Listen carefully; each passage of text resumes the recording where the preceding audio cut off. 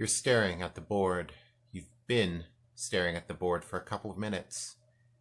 Every so often your hand hovers over a piece, only to be withdrawn as you consider the drawback of the move you're about to make.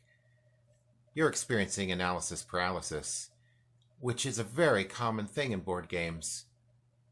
This episode of Board Game Bravo, we're going to be discussing 6 factors that affect analysis paralysis in board game design.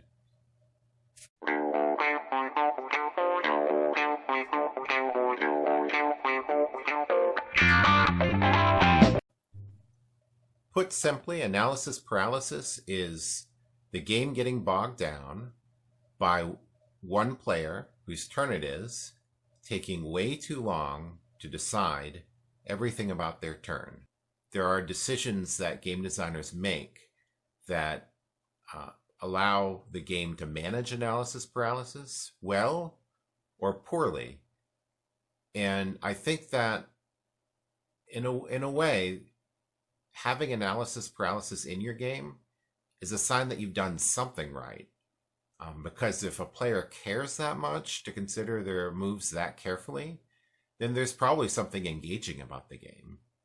So in a way, analysis paralysis shows you as a game designer that you're on the right track, but you have work left to do.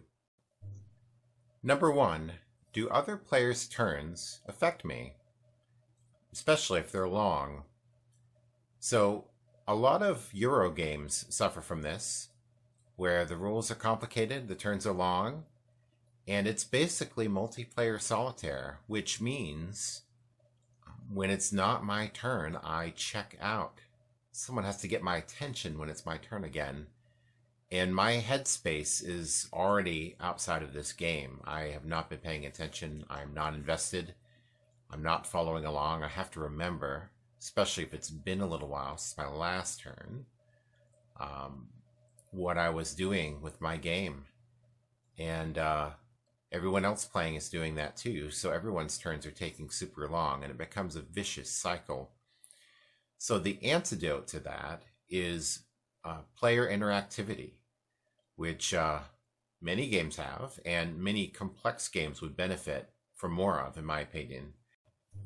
So number 2 is how understandable the game is in terms of rules and in graphic design. So the more fiddly and complex your rules are, not that every game has to be simple, but if the rules are not streamlined and clear, or if they're too complicated for the group that you're playing with, because not every group is interested in investing in every complexity weight of game, then that's going to slow down everything about the game. And this is an area where I can directly compare 2 games that are very similar games. So Space Base and Machikoro Legacy are both engine builders, and the engines you're building are basically slot machines. So you build payouts for different dice rolls, and then you roll the dice. And in both of those areas, graphic design and the streamlining of rules, Machikoro Legacy is vastly superior to Space Base. They're very similar games in terms of sort of the core mechanisms in play, but one is just vastly superior to the other, and it's this area more than any other where Machikoro Legacy shines. And Space Base, although there are really good things about the game, things I really like, it really struggles in this area. And as soon as we played Machikoro, all of those areas went so much more smoothly, and it's just a much better game. You look at the cards, you know what they mean. You don't have to fiddle around with the rule book and look up what this symbol means or what this strange case means. So number 3 is wasted or boring turns versus every turn matters. So I think a lot of analysis paralysis, some of it can come from overinvestment, but some of it can also come from underinvestment. So if you are led to check out of the game, like I mentioned with number 1, if other players' turns don't matter, you're going to check out of the game, which means you have to check back in and boot up your mental model of your game state and figure out what you're doing. And I think that if you have turns that don't matter, that's as bad as, maybe even worse than your opponent's turns not mattering, because somehow it's just a little more insulting that your own turn wouldn't matter, right? I mean, your turn should matter to you. If your turn doesn't matter to you, that's a problem.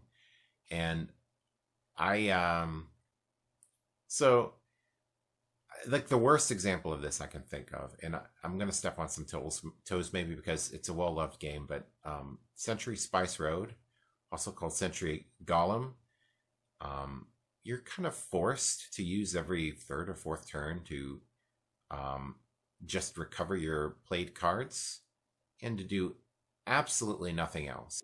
You wait a long time for your turn, and your turn is one action. And even a quote unquote non boring turn, you only get to do one thing. And when that one thing is, I pick up my played cards and say, your turn, it's a very demoralizing, and it checks you right out of the game. And because of that, you spend a lot of your turns trying to avoid that. And so it might be to your advantage to do that in terms of just pure winning or losing, but you're looking for some way out of it. You're saying, well, this isn't a very good card to play that I have left, but maybe I'll play it anyway because I can at least do something. And people spend a lot of time sort of brooding over whether they have to finally pull their cards back and waste a turn. And the game just bogs down. I mean, I partly because there are things about the game I really, really like. I gave this game like 3 or 4 plays to try to make it work, to try to find the secret. I tried some house rules. I couldn't make this game work for me. I mean, it's just such a terrible aspect to the game where you are just wasting turns. And I think older games have there's some older games with this problem to usually a lesser extent, where you play turns where nothing really interesting happens. That's kind of a warning sign that your design lacks a little polish if a lot of turns happen where nothing very interesting happens. Every turn should matter. And you should be excited about, your opportunities every turn. Number 4, the decision space of a player's turn.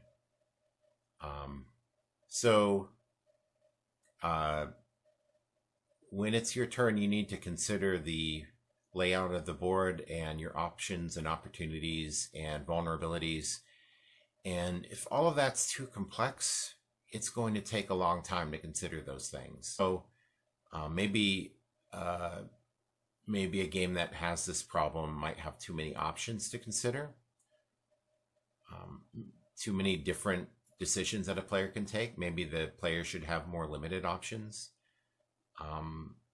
So a game that I think is sort of the poster child for this problem is, and again, it's a popular game, and I hope I'm not stepping on any toes here, but Five Tribes is got an enormous decision space because of how the Moncada style moves work. It takes you a long time to analyze what your best move is, particularly early to mid game.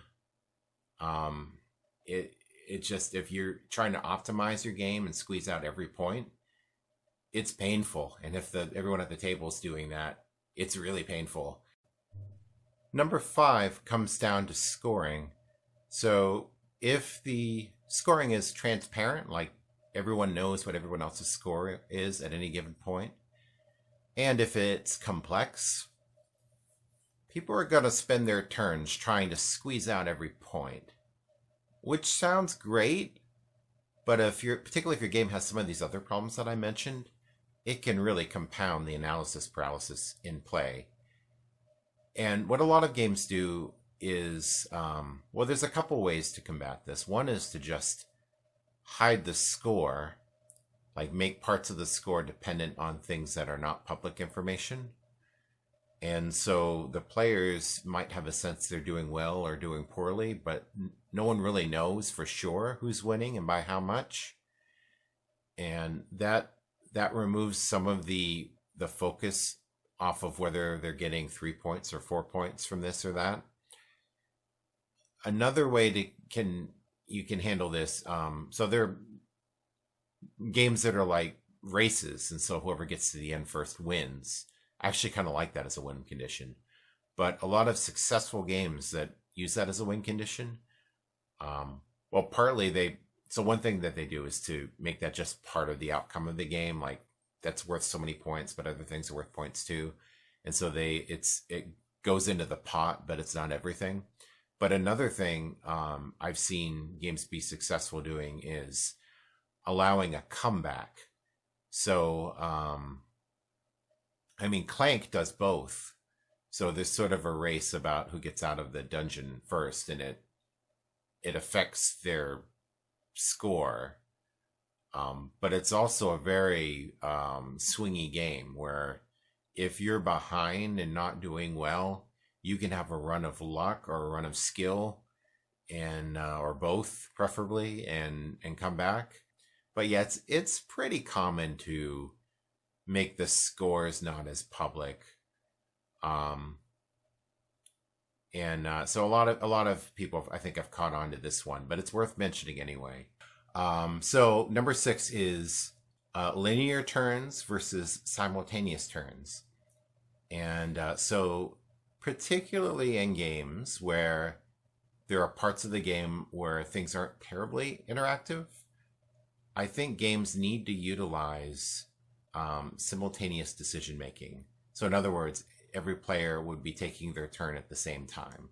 And a few games do this in parts. So Bargain Quest is one I can think of. I believe Quacks of Quedlinburg does this, although I haven't played it yet. Someone can correct me if I'm wrong about that.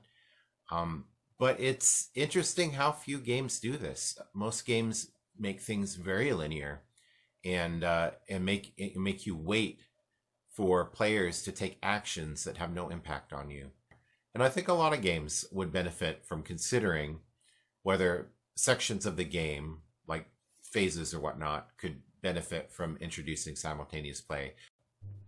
So I said earlier that if your game is experiencing analysis paralysis, it's something to fix, but it's also a sign that you're on the right track somehow. Because if people are that invested to take so long for their turns, then there's probably something appealing about your game. There's a tension that exists between having people care about their turns and having their turns be interesting versus those turns happen in a timely way so the game doesn't get bogged down. And I feel like a game that I want to talk about a positive example here. I feel like a game that puts on a masterclass of having a very tense game that manages its analysis paralysis extremely well is a card game called Arboretum. So this video is running long, and I'm going to have to hold my thoughts on Arboretum. But I want to talk about it, and I'm going to talk about it next time. It really is a masterclass on managing analysis paralysis, and I really want to unbox it in detail and tell you about all of the clever things it does. And there's a lot to be learned from Arboretum, and it's an excellent game, so I'm looking forward to talking about it more with you next time. So this has been Board Game Bravo talking about analysis paralysis. Quick update, I am working on my board game design challenge. The board game I'm designing is called 4 Cities in Italy, and I look forward to telling you more about it in the weeks to come as I finish the design. It's kind of half-baked at this point. I'm working on it, trying to make it better, and I've mentioned in the previous video, I am going to publish it for free and let everyone check it out, and I hope other people accept my challenge and do the same with their games. And anyway, I would appreciate it if you give this video a like if you enjoyed it at all, and subscribe if you'd like to. Anyway, tell me below. I want to hear your worst horror story. Which which game have you had the biggest nightmare in terms of analysis paralysis with, either in terms of your personal analysis paralysis or with people in a gaming group you've been a part of? So tell me down below in the comments. Anyway, this has been Eric Bravo, the Board Game Bravo. Everyone stay well and healthy, and I will see you next time. Stars. Stars.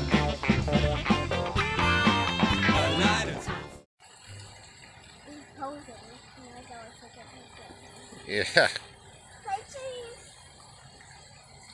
I don't know if it knows about cheese. No, I'm just saying it's like Say yummy bugs.